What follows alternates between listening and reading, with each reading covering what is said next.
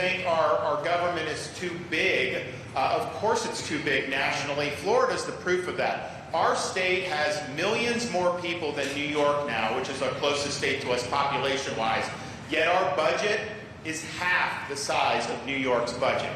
We have the lowest per capita state employees in the country to population.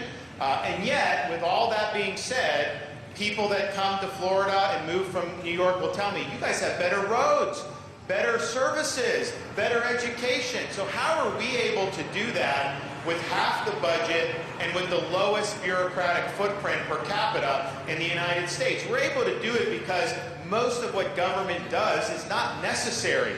This bureaucracy is not necessary for your well-being, the size that it is. And so I'm running for president. I want to do something about that. I want to reduce the size of the bureaucracy.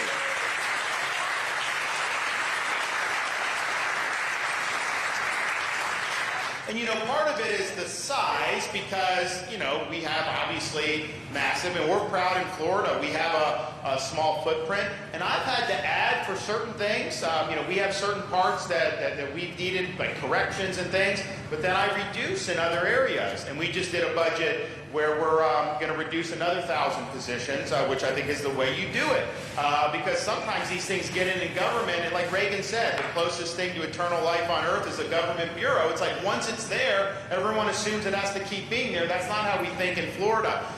What we've been able to do with our debt and our budget and our tax, we've cut taxes by record amounts every year in the state of Florida since I've been governor. Of course, we have no income tax, which is the way to do it. I can't say that about most states in New England. You guys are much better off in New Hampshire with taxes than they are in the other New England states. Normally, I go north from Florida, and the news for taxpayers just keeps getting worse and worse the further north I go. But you do have this little oasis here in New England, the live free or die state. So you guys should be thankful.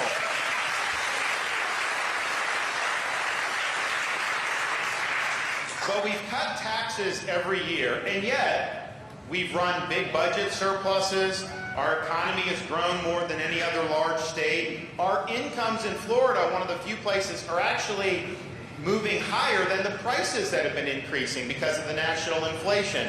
And yet we've been able to do all that by cutting taxes, build the economy, and we've paid down almost 25% of our state's total debt just since I've been governor starting January 2019. So that's how it's